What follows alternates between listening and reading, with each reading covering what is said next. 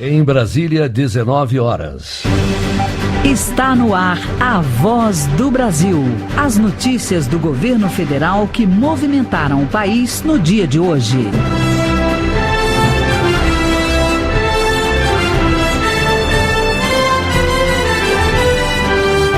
Boa noite. Boa noite para você que nos acompanha em todo o país.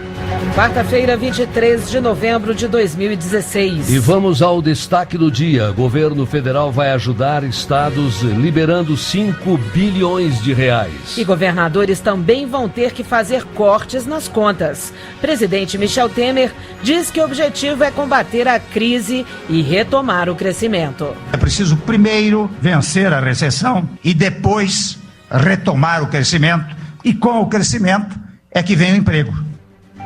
E você também vai ouvir na Voz do Brasil de hoje. Mais de 100 municípios do Ceará têm situação reconhecida por causa da seca e vão receber recursos do governo. Preconceito. No mês da consciência negra é hora de mostrar que racismo é crime. E a gente vai falar ainda porque é importante ficar alerta com as promoções da chamada Black Friday. A Secretaria do Consumidor está de olho. A gente continua de olho para saber se de fato o consumidor não está sendo enganado apenas com o nome de promoção. A Voz do Brasil de hoje com a apresentação da Gláucia Gomes e Ayrton Medeiros. E para assistir a gente ao vivo na internet, basta clicar www.voz.gov.br. A seca prolongada castigou o país este ano, principalmente o Nordeste. E o governo tem investido em obras na região e também repassado recursos que ajudem a população a conviver melhor com os problemas da falta d'água, como o envio de carros-pipa. Para receber o dinheiro, um dos primeiros passos é reconhecer a situação de emergência do lugar. Foi isso que o Ministério da Integração Nacional fez hoje para mais de 100 cidades do Ceará. Mais de 100 municípios cearenses foram decretados em situação de emergência. A medida vai permitir que as prefeituras solicitem a ajuda do governo federal para a garantia dos serviços essenciais e também vai assegurar a continuidade das ações que estão sendo implementadas em socorro à população. Neste ano, por exemplo, o estado do Ceará recebeu 170 milhões de reais para a Operação Carro-Pipa, que distribui água potável no semiárido brasileiro com o apoio do Exército. Nesse momento, quase 1.800 caminhões estão trabalhando para levar água para os nordestinos.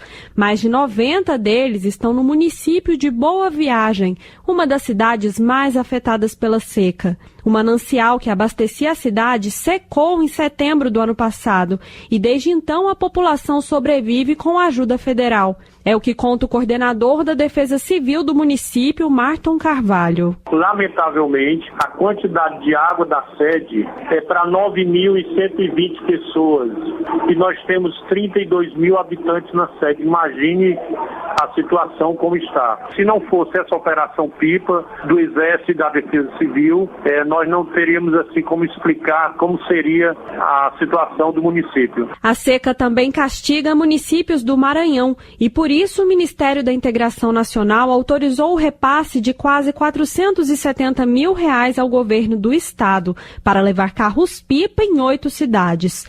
O governo também reconheceu situação de emergência em Petrópolis, no Rio de Janeiro, e em Navegantes e Pescaria Brava, em Santa Catarina. Nesses casos, os danos foram causados por chuvas fortes e vendavais. Reportagem Natália Kozlik. O governo federal vai liberar 5 bilhões de reais para ajudar os estados e o Distrito Federal com as contas públicas. A decisão veio nesta terça-feira depois de uma reunião do presidente Michel Temer e da equipe econômica com os governadores. Em contrapartida, os estados vão ter que aplicar medidas para controlar os gastos, assim como o governo federal. O governo federal vai repassar 5 bilhões de reais para os cofres estaduais, dinheiro que virá da multa paga por quem repatriou recursos que estavam no exterior. Por sua vez, os estados vão ter que apresentar ao governo, na próxima semana, iniciativas para cortar gastos. Estão previstas medidas como limitar o crescimento das despesas estaduais pela inflação e a redução de cargos comissionados e gratificações. Com esse acordo, os estados devem desistir das ações que correm no Supremo Tribunal Federal, O ministro da Fazenda, Henrique Meirelles, também afirmou que os governadores se comprometeram a apresentar propostas para reformar as previdências estaduais nos mesmos termos da federal, que deve ser encaminhada ao Congresso ainda este ano. Com isso, nós teremos a reforma da Previdência Federal e a reforma das previdências estaduais caminhando juntas com o apoio integral de todos os governadores, reforçando em muito a proposta da Previdência Federal. Também ficou acertado o apoio dos governadores para a retomada do texto original do projeto de lei que renegocia a dívida dos estados. Os deputados federais retiraram da proposta contrapartidas como a proibição de o estado conceder reajuste a servidores públicos. Reportagem Luana Karen.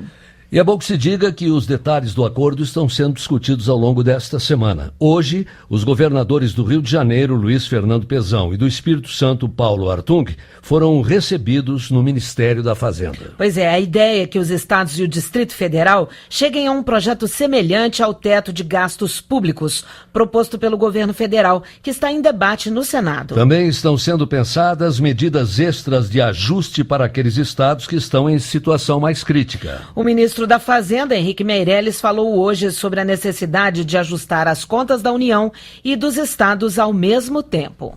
Os estados estão, portanto, caminhando para uma crise fiscal. O estado do Rio de Janeiro já está tendo dificuldade de pagar os seus funcionários, os seus aposentados. Um ajuste fiscal agora vai garantir que no futuro isso aconteça nos demais estados. Isto é, ele tem a capacidade de pagar o salário dos funcionários, pagar os aposentados, etc. Essa é a primeira coisa.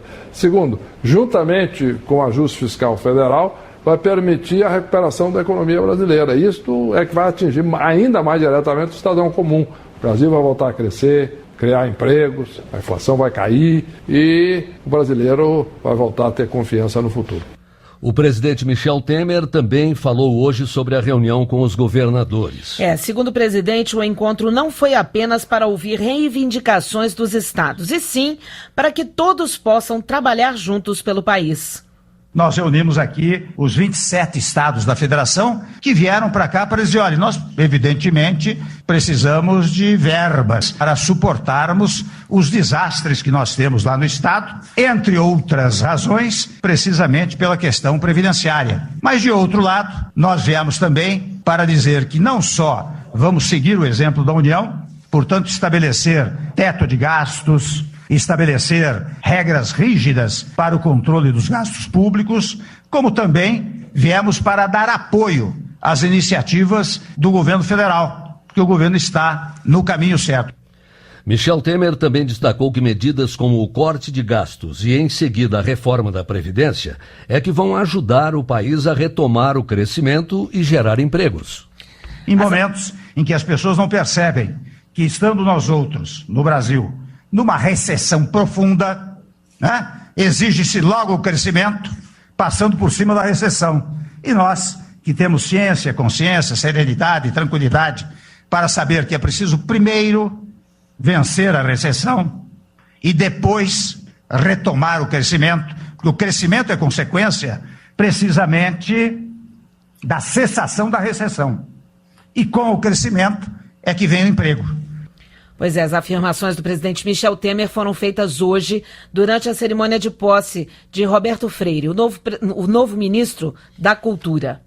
Roberto Freire iniciou sua carreira política no movimento estudantil e, em 1974, foi eleito deputado estadual em Pernambuco. 5 anos depois, assumiu pela primeira vez uma cadeira na Câmara dos Deputados, participou da Assembleia Nacional Constituinte e se elegeu senador em 1994. Depois disso, voltou à Câmara dos Deputados mais 2 vezes. Agora, como ministro, Roberto Freire quer garantir o acesso à cultura para toda a população. Buscaremos tornar a pasta elemento de inclusão social, por meio do incentivo e da ampliação do acesso da população aos bens culturais. O novo ministro da Cultura disse ainda que quer promover mudanças na Lei do Audiovisual e na Lei Rouanet, que dão incentivos para a produção cultural do país. Eu vou reavaliar essa lei, não vou paralisar, porque a atividade tem que continuar, mas vai ser reavaliado. O presidente Michel Temer afirmou que, em um momento de crise, o papel do novo ministro no governo vai além do Ministério da Cultura. Ainda há pouco eu dizia, olha, Roberto, você não vai cuidar apenas da cultura. Claro que fundamentalmente vai fazê-lo, mas eu quero que você esteja ao meu lado para me ajudar a governar. No início do mês, o presidente Michel Temer anunciou que o orçamento destinado ao Ministério da Cultura no ano que vem vai ter um aumento de 40%. Reportagem Paola Diorti. Os bancos de alimentos foram criados para aproveitar alimentos que estão em boas condições de consumo, mas que iriam para o lixo, não servem para venda.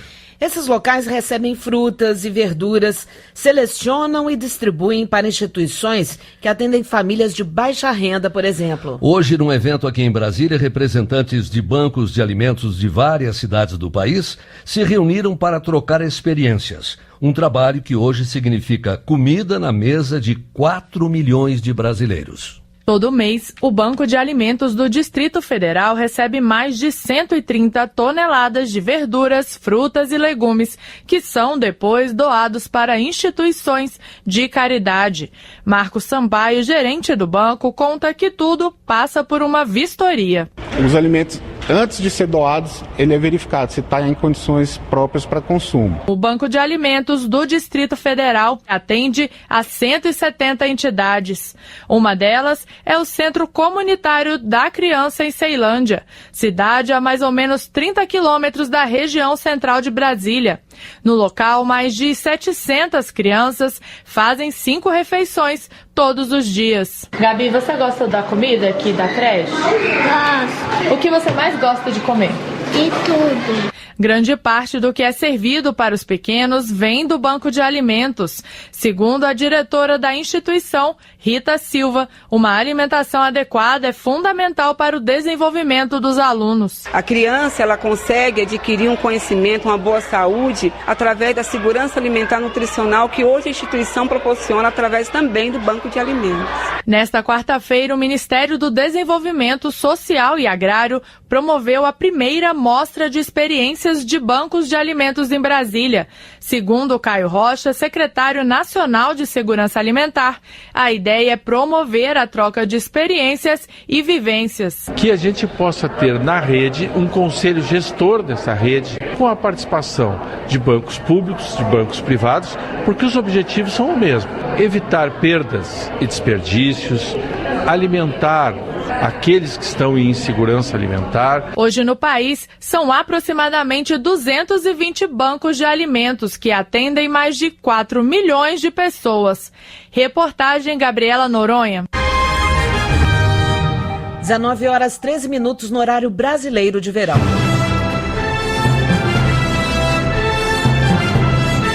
Você que é consumidor e está esperando a chamada Black Friday, é bom ficar atento. Daqui a pouquinho a Voz do Brasil vai dar dicas para você não se enganar com fraudes em promoções. Todo negro ele tem que lidar com questões de preconceito e de racismo todos os dias, né? A parte mais difícil da minha formação escolar como estudante, assim como um todo, foi a minha época de ensino médio, a época da escola. Eu já tive que sair, né, de instituição de ensino por conta de racismo e ter que ficar calada, me mudar de escola, com medo. O Brasil ainda é um país muito racista e eu acho muito difícil o preconceito acabar, eu acho que quase impossível. Esse depoimento que você ouviu aí da estudante universitária Ingrid Ohana, de 18 anos, é moradora aqui de Brasília. E assim como ela, milhares de pessoas enfrentam o racismo no dia a dia. Para combater essa situação, o governo federal tem criado políticas, como as cotas nas universidades, por exemplo. E como estamos no mês da consciência negra, hoje mais um passo foi dado. O lançamento de uma cartilha para deixar bem claro que racismo é crime. Foi ao som dos tambores africanos que Ricaule Aquino recebeu uma homenagem do Ministério da Justiça pelo Dia Nacional de Zumbi e da Consciência Negra. Ele é sacerdote de uma religião de matriz africana e conta que o preconceito racial começou bem cedo na sua vida. O primeiro preconceito que eu senti foi na minha própria origem, na minha família, que meu pai é loiro, minha mãe é negra. A família do meu pai, até me aceitar, não foi fácil. Já a Veralinda Menezes, escritora que também foi homenageada, transformou as suas experiências ruins com racismo em livros e música. A sociedade brasileira tem sua maioria negra. Então esse trabalho tem um refrãozinho assim, ó. Chega de zombaria, chega de tristeza, agora chegou a hora, nós vamos virar a mesa. Além dessas homenagens, o Ministério da Justiça e Cidadania lançou a cartilha Racismo é Crime, que traz as diferenças entre os crimes de racismo e injúria racial, além de orientar as pessoas a como denunciar. O ministro da Justiça e Cidadania, Alexandre de Moraes, assinou 2 portarias que instituem um Plano Nacional de Políticas Públicas para os povos de origem africana e para os povos ciganos. Apesar de todo o esforço do governo nas questões raciais, o ministro admite que ainda há muito que ser feito. No Brasil avançamos muito, precisamos avançar mais ainda. E o primeiro avanço é exatamente reconhecer que ainda há racismo. Com esse plano de verificar, diagnosticar o que ainda precisa ser atacado mais fortemente. As denúncias de racismo podem ser feitas pelo Disque 100 do governo federal. A ligação é gratuita. Reportagem Beatriz Amiden. Inaugurada hoje em Brasília a nova sede da Escola Superior do Tribunal de Contas da União, TCU. O presidente Michel Temer participou da cerimônia. E quem traz os detalhes ao vivo para a gente aqui na Voz do Brasil é o repórter Paulo La Sálvia. Paulo, boa noite. Boa noite, Ayrton. Boa noite, Glaucio, ouvintes da Voz do Brasil. O presidente Michel Temer destacou a importância do Tribunal de Contas da União para dar transparência absoluta aos atos do poder público e defendeu que só nos países fechados, onde a democracia não funciona, não existe contestação. A nova Escola Superior do Tribunal de Contas da União recebeu 103 milhões de reais em investimentos. É uma versão moderna do Instituto César Delo Correia, que foi criado em meados da década de 90 em Brasília para apoio administrativo ao TCU. Selecionar servidores por meio de concursos públicos e capacitar os funcionários em gestão pública estão hoje entre as principais atividades do Instituto. O TCU é um órgão de controle externo do Poder Executivo.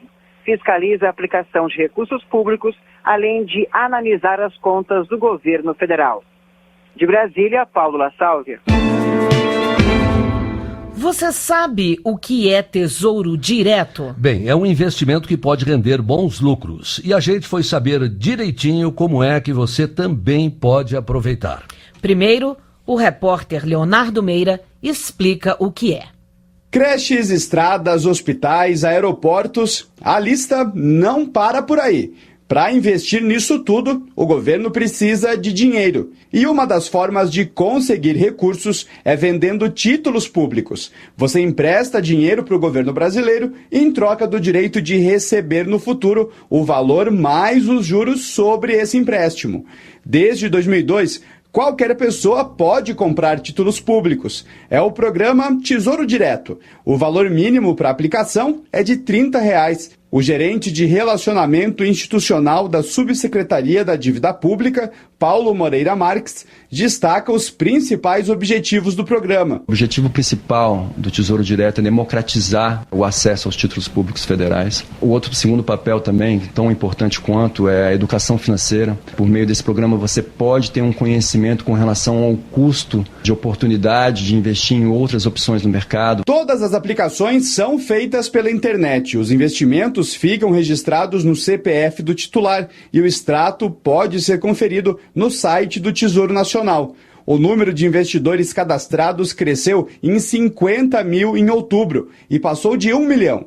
E o Tesouro Direto vai ter novidade a partir de dezembro deste ano, como explica Paulo Marques, da Subsecretaria da Dívida Pública. No próximo dia 1º de dezembro, vocês vão ver que a gente tem uma série de novidades que vai tornar ainda melhor esse processo para o investidor. Um exemplo que a gente pode te adiantar é com relação ao novo extrato. Vai ser mais fácil você comparar a sua rentabilidade atual com a que você contratou. No site do Tesouro Direto também dá para acessar um orientador financeiro. Basta responder algumas perguntas para descobrir qual investimento está mais alinhado com os seus objetivos.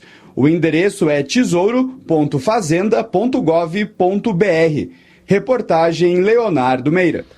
E para você que ficou interessado e quer começar a aplicar no Tesouro Direto, o repórter Leonardo Meira preparou uma sessão de Tira Dúvidas. Pois é, ele conversou com o economista José Eduardo de Toledo. Vamos ouvir.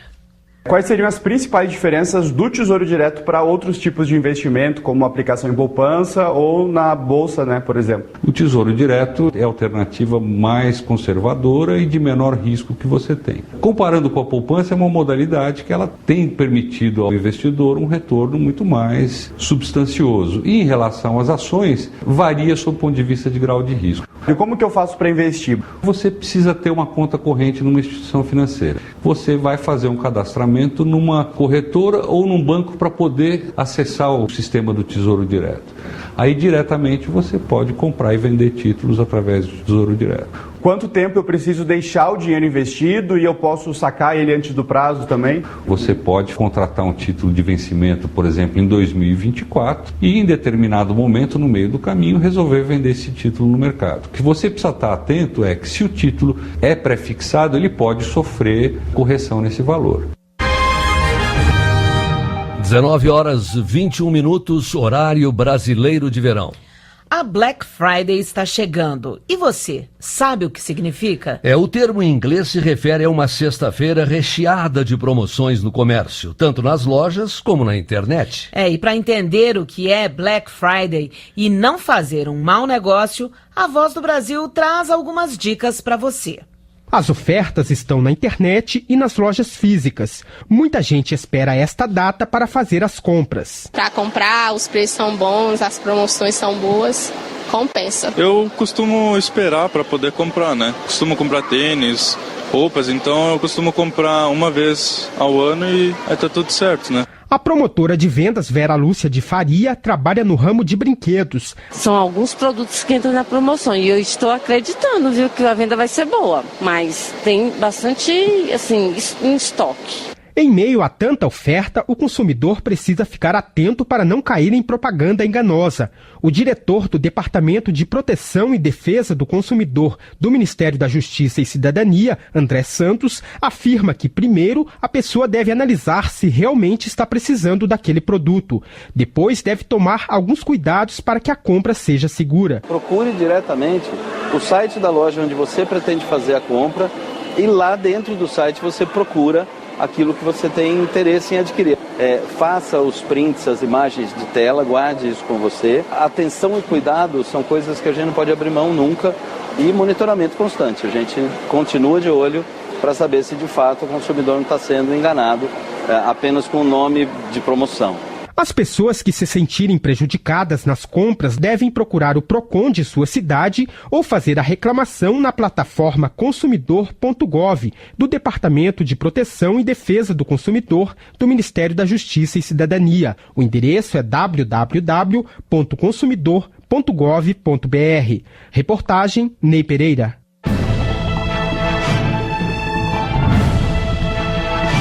A Agência Nacional de Vigilância Sanitária, Anvisa, aprovou uma norma que vai permitir o registro de medicamentos derivados da maconha. A decisão atualiza uma lista de plantas e substâncias sob controle especial no país, incluindo as de uso proibido. A inclusão de medicamentos derivados da cannabis sativa nessa lista abre as portas para que sejam comercializados no país. O que motivou essa atualização foi o processo de registro do medicamento Mevatil, indicado para pacientes adultos no tratamento à esclerose múltipla. A Anvisa alerta, porém, que o Mevatil está em processo de registro, mas ainda não foi aprovado.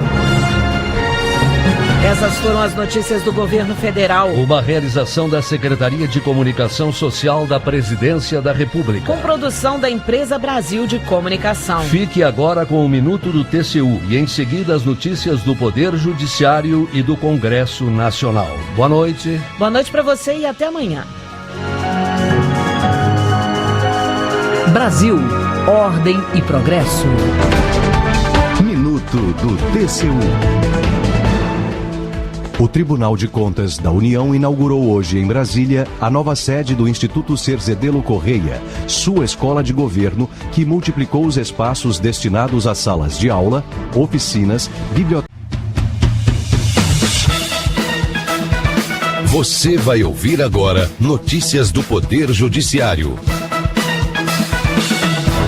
Supremo Tribunal Federal julga se é constitucional a proibição do amianto em leis estaduais e municipais. Construtora é condenada por atraso na entrega de imóvel. Candidato desclassificado de concurso por ser considerado acima do peso deve ser indenizado. Agora em Brasília, 7h25. Boa noite, eu sou Johnny Luna. E eu sou o Arthur Filho. O plenário do Supremo Tribunal Federal retomou o julgamento para decidir se estados e municípios podem proibir o uso de amianto. As leis dos estados de Pernambuco, Rio Grande do Sul e São Paulo estão sendo questionadas pela Confederação Nacional dos Trabalhadores da Indústria. Ricardo Viúla. Além das leis estaduais, as ações ainda são contra normas da capital paulista que proíbem o uso de amianto apenas na construção civil.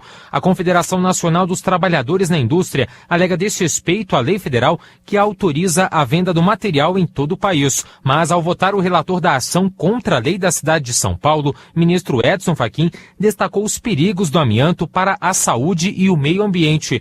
O ministro reconheceu a competência de estados e municípios para aprovar leis em nome dos interesses regionais e locais.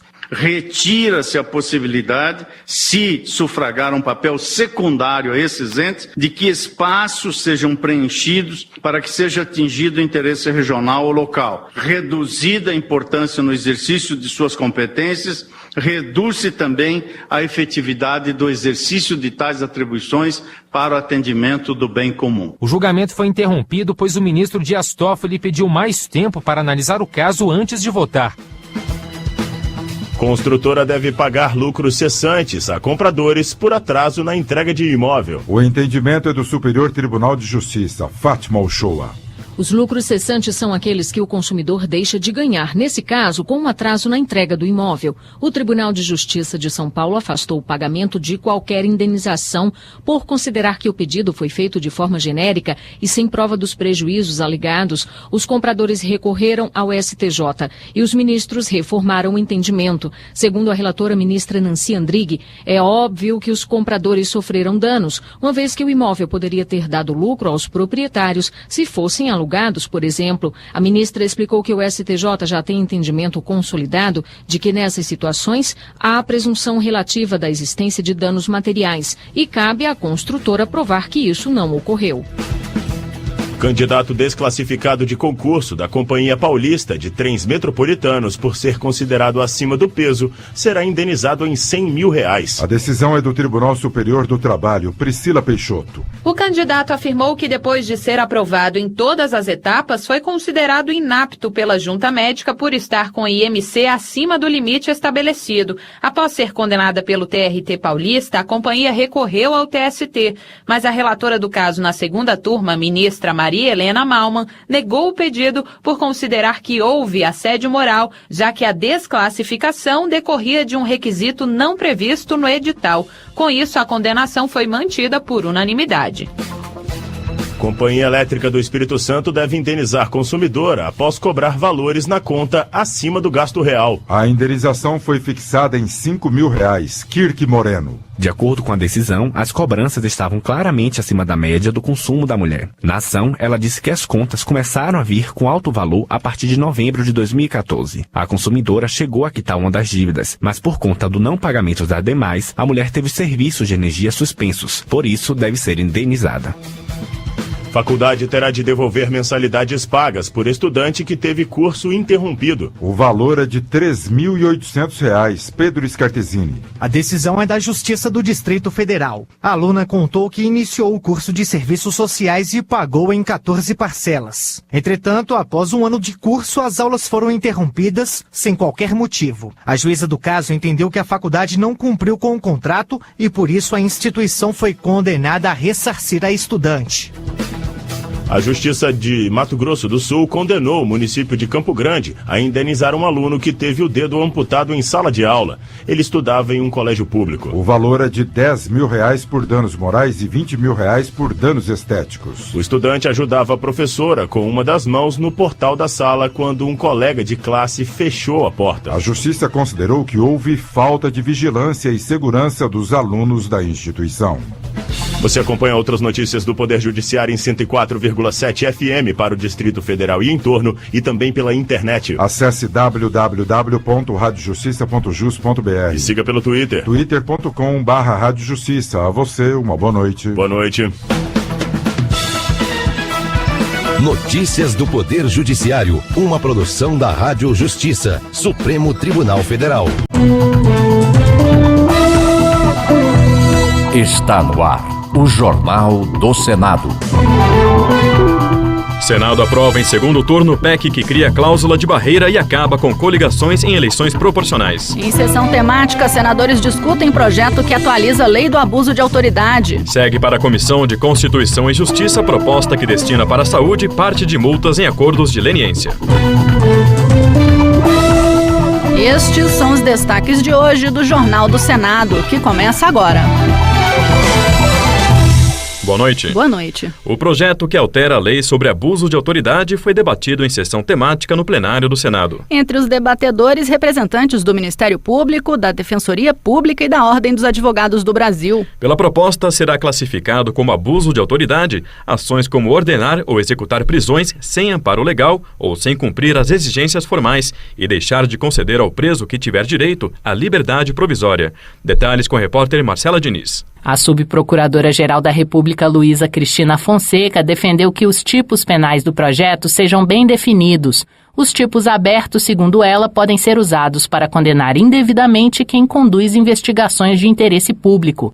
A subprocuradora diz também que é preciso harmonizar o texto em debate no Senado com o Código Penal, que já prevê alguns crimes de abuso de autoridade, como coação e fraude processual. O conselheiro federal da Ordem dos Advogados do Brasil, José Alberto Simonetti, e o defensor público-geral federal, Carlos Alberto Paz, manifestaram opinião favorável ao projeto. Paz argumentou que o abuso de autoridade contribui para as altas taxas de morte em abordagens policiais e se reflete também nas denúncias feitas durante os chamados mutirões carcerários, de pessoas que permanecem presas mesmo depois de terem cumprido suas penas e relatam outros tipos de violações de direitos. São essas as questões aqui tipificadas que são relatadas para nós aos pés de grades fétidas, imundas e quase inaudíveis, porque a cela está lotada lá no dia do atendimento. Para o relator, senador Roberto Requião, a sessão temática demonstrou que o projeto não pretende coibir a ação de operações como a Lava Jato. Não estamos tratando aqui da Lava Jato. A inspiração maior dessa relatoria será o Amarildo, na intenção de providenciar ao povo brasileiro algumas claras salvaguardas jurídicas aos abusos de autoridade que estão sofrendo. O senador Lazier Martins, do PDT gaúcho, questionou o artigo 30 do projeto que pune quem der início à persecução penal, civil ou administrativa sem justa causa fundamentada. A justa causa vai aparecer lá adiante. Se não for assim, não tem início nenhum inquérito policial, nenhuma promoção do Ministério Público, ele está em instrução ainda. Autor do projeto, o presidente do Senado, Renan Calheiros, do PMDB de Alagoas, lembrou que a lei atual é de 1965 e precisa ser atualizada, pois não coíbe os abusos cometidos por autoridades. É uma lei branda, com penas minúsculas, que se destinava a acobertar excessos de toda ordem. Todos os dias, em algum ponto deste imenso país, há um cidadão sendo constrangido por algum tipo de abuso de autoridade. Comissões.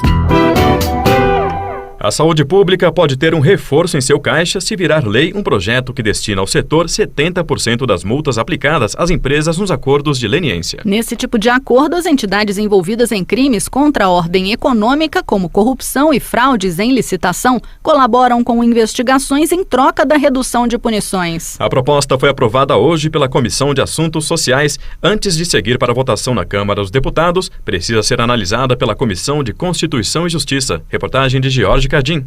O senador Sérgio Petecão explicou que a medida busca garantir mais recursos, além dos previstos no orçamento, para assegurar o atendimento médico e hospitalar público e de qualidade para a população. Segundo Petecão, o dinheiro extra a partir das multas também não atrapalharia a recuperação das empresas e órgãos prejudicados. As empresas que foram lesadas, elas precisam reaver os seus patrimônios, né? Senão ela ia ter o prejuízo 2 vezes. Ela já foi lesada e aí, no momento que você repassasse esse recurso 100% para a saúde, lógico, nós iríamos ajudar a saúde, mas em contrapartida nós iríamos praticamente quebrar as empresas. Então a proposta é que nós possamos passar 70% da multa para a saúde, que precisa e muito do nosso apoio nesse momento no nosso país.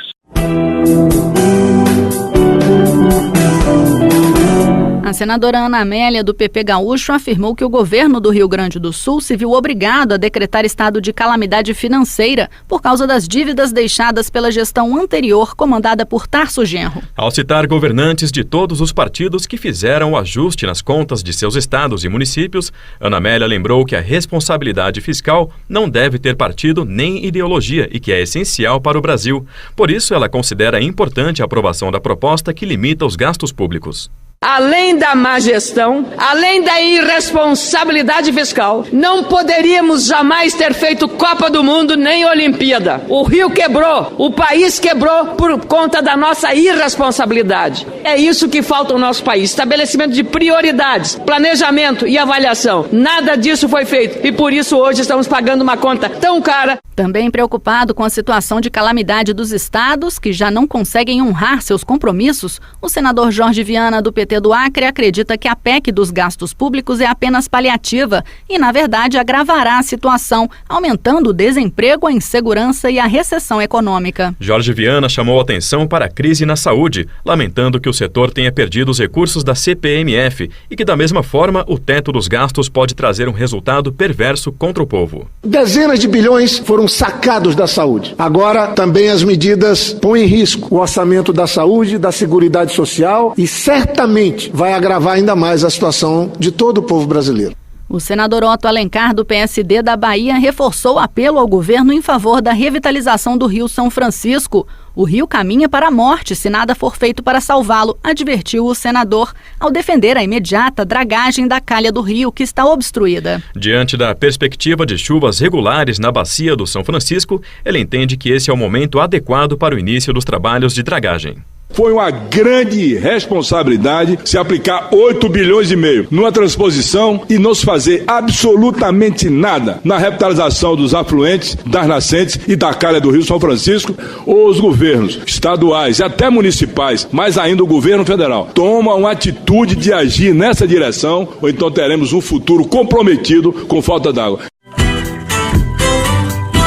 O plenário aprovou o segundo turno da reforma política, que impedirá a criação de partidos de aluguel e a eleição de candidatos sem voto. A oposição argumenta que a proposta vai afetar legendas pequenas, como o PCdoB e o PSOL. As informações ao vivo com a repórter Érica Christian. Boa noite, Érica. Boa noite, Ricardo. O segundo turno da reforma política obteve um placar maior do que na primeira votação. Foram 63-9 contra 58-13. A proposta vai acabar com a coligação para a eleição de deputados e vereadores para evitar a posse de quem não teve votos, o chamado efeito tiririca, e vai estabelecer a cláusula de barreira para dificultar a criação de partidos de aluguel. Apesar de ser favorável às mudanças, a oposição tentou reduzir de 2% para 1% e 1,5% nas próximas eleições a votação mínima exigida em 14 estados, para que uma sigla tenha acesso ao fundo partidário e ao tempo de rádio e TV. A senadora Vanessa Graziotin, do PCdoB do Amazonas, alertou que essa barreira poderá excluir o PTS, o PCdoB, o PSOL e o PROS. Nós evoluímos, mudamos de posição e estamos apoiando hoje o estabelecimento da cláusula de barreira. Mas o percentual que eles apresentam tirará do cenário político partidos importantes. Sugerimos uma proposta alternativa que tiraria as legendas, mas deixaria no cenário esses partidos políticos históricos e que existem de fato e efetivamente. Um dos autores do projeto, o senador Ricardo Ferraço, do PSDB do Espírito Santo, afirmou que a reforma política prevê a federação de partidos, que será uma coligação dos pequenos pelo prazo de 4 anos. Na federação partidária, os pequenos partidos podem se juntar. E aí podem continuar existindo. Agora, você não pode legislar para exceção, de modo que essa reforma, ela me parece o primeiro passo absolutamente inadiável para nós iniciarmos um processo de reorganização e de moralização da vida política partidária em nosso país. A reforma política também prevê a perda de mandato para os políticos eleitos para cargos majoritários que trocarem de partido. A chamada fidelidade partidária não valia para os cargos de presidente da República, governadores, prefeitos e senadores. A proposta segue agora para a Câmara dos Deputados. Érica Christian, ao vivo, para o Jornal do Senado. Jornal do Senado. Apresentação Ricardo Nacaoca e Raquel Teixeira. Áudio Eliseu Caires. O Jornal do Senado fica por aqui. Acompanhe agora as notícias da Câmara dos Deputados. Boa noite. Boa noite, até amanhã.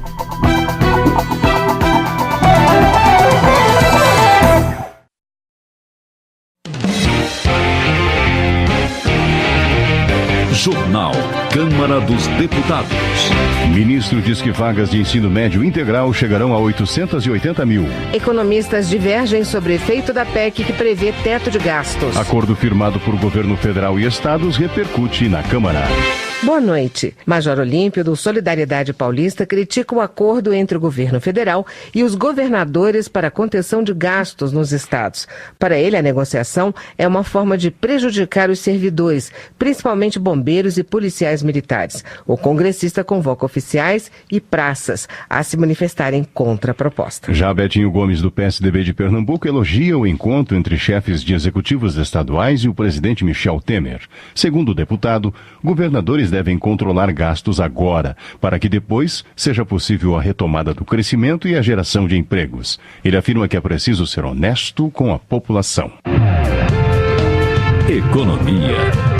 Economistas dos governos atual e anterior divergem quanto ao impacto da PEC do teto dos gastos da União sobre as finanças públicas. Eles participaram de seminário da Comissão de Fiscalização e Controle da Câmara, que teve como objetivo reunir especialistas para dar mais esclarecimentos sobre a polêmica matéria. A PEC agora está em análise no Senado. Acompanhe a reportagem. A ex-secretária de Orçamento do Ministério do Planejamento, Esther Dweck, avalia que, sob o pretexto de reduzir as despesas primárias da União em relação ao PIB, a PEC coloca regras fiscais rígidas na Constituição que vão dificultar a manutenção das políticas públicas.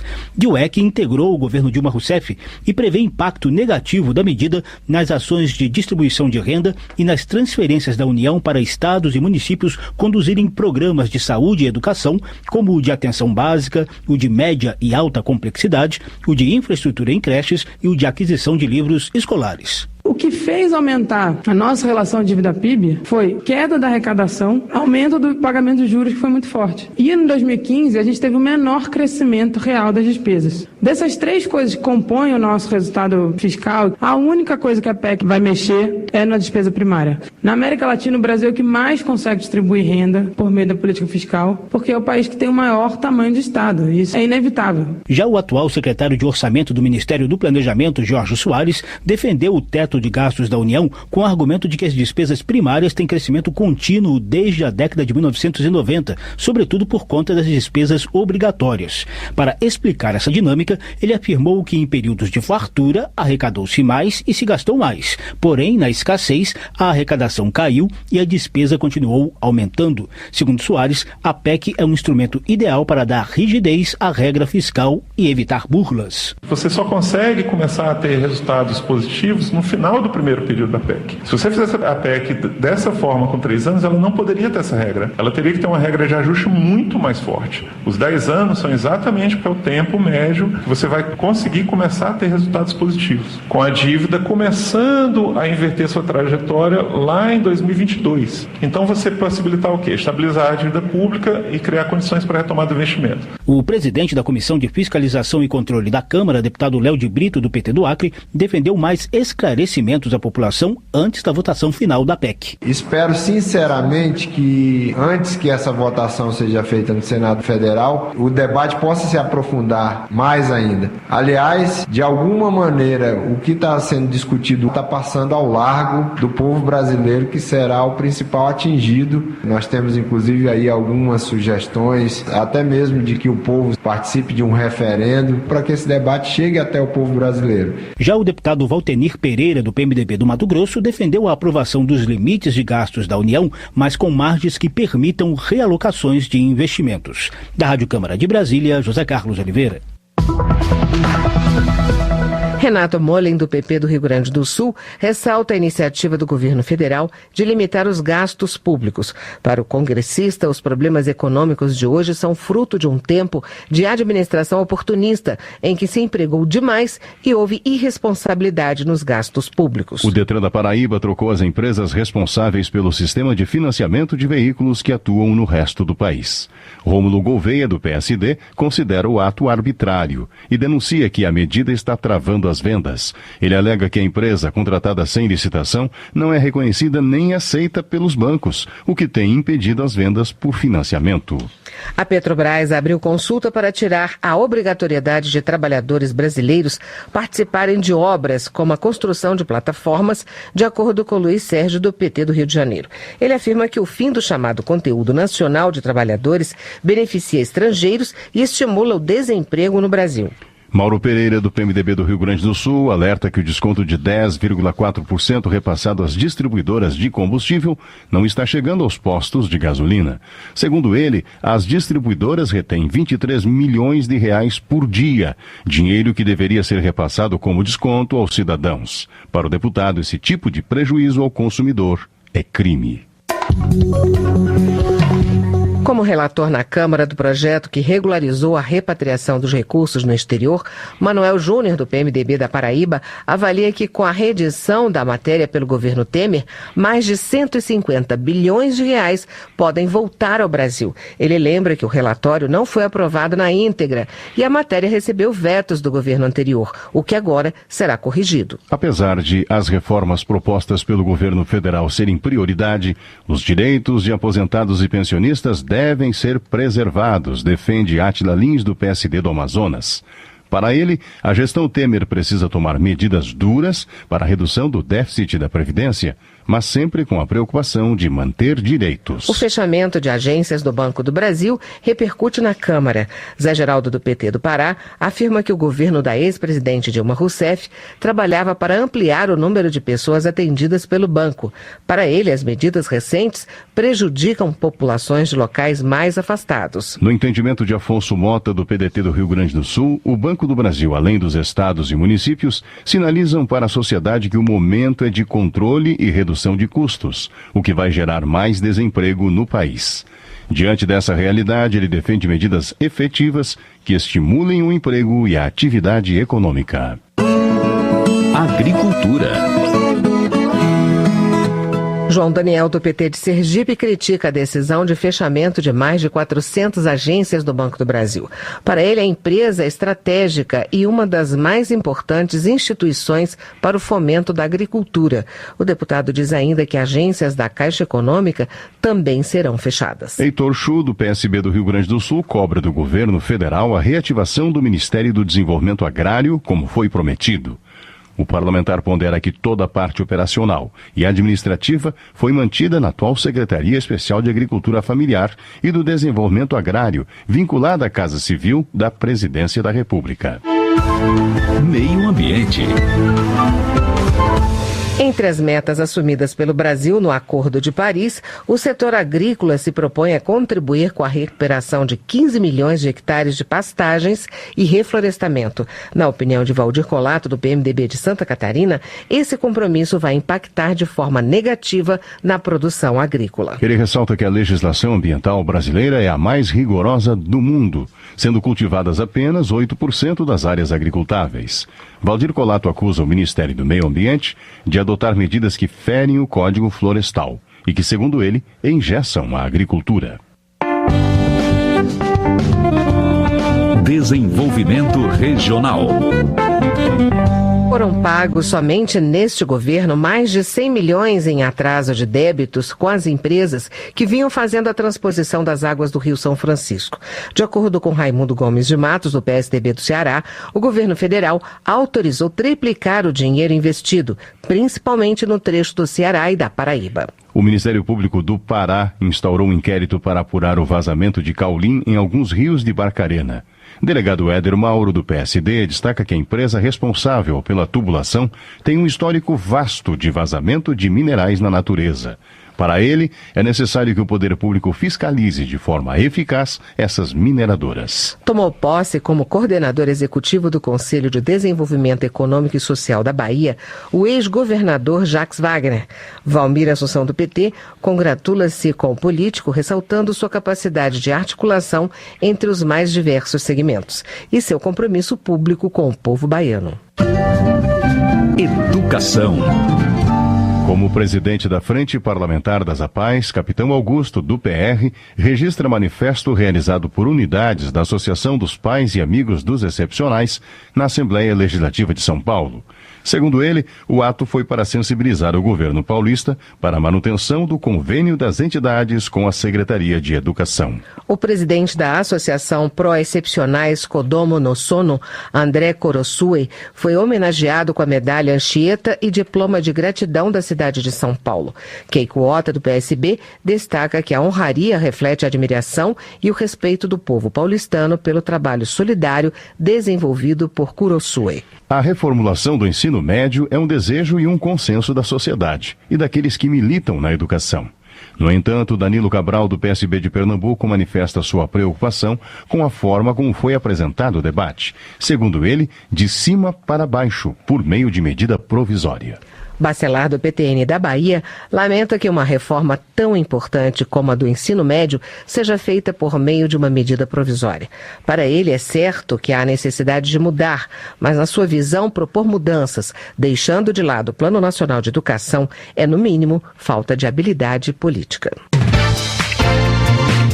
Em audiência na Comissão de Educação da Câmara, o ministro Mendonça Filho disse que as vagas de ensino médio integral vão passar de 380 mil para 880 mil, o que equivale a 10% do total de matriculados atualmente, que chegam a cerca de 8 milhões. Deputados questionaram se haverá recursos suficientes para assegurar a reforma do ensino médio.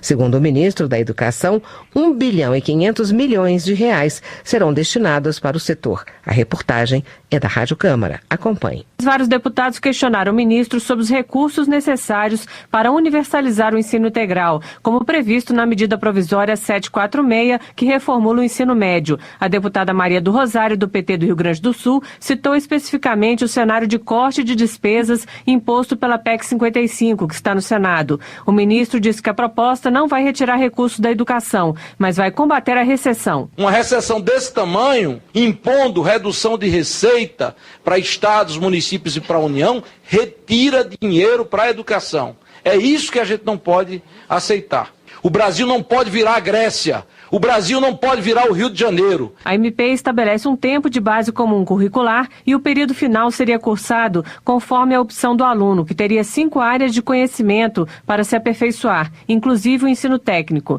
Mendonça Filho afirmou que o modelo atual está falido, porque exclui os jovens e não é atrativo. Segundo o ministro, no Brasil, 8,4% das vagas são destinadas a cursos vocacionais. Em países desenvolvidos, estaria em torno de 50%. Já o deputado Glauber Braga, do PSOL do Rio de Janeiro, questionou o ministro da Educação sobre a declaração do próprio ministro de que ele iria pedir ressarcimento de 15 milhões de reais às entidades estudantis pelo adiamento do Enem em escolas ocupadas. A bancada do PSOL entrou contra o senhor na Procuradoria-Geral da República. Se alguém tem que ressarcir os cofres públicos em 15 milhões de reais, é exatamente o senhor, que foi o responsável para que as provas não tivessem sido realizadas.